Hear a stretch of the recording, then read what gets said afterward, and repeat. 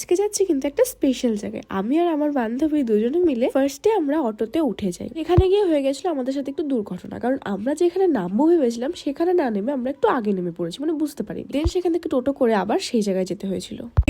এটা কিরকম এ ভাই, এটা মরে গেছে তো ভাই।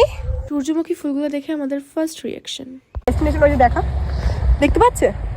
হ্যাঁ অল্প। তো আমরা এক জায়গায় গেছিলাম, সেখান থেকে এখন আমরা যাচ্ছি হচ্ছে আরেকটা জায়গায়। মানে আমাদের টাকারও চুলা লাগছে, মানে সবকিছু সব দিক থেকে আমাদের চুলা লেগে গেছে। ও মাই গড, ও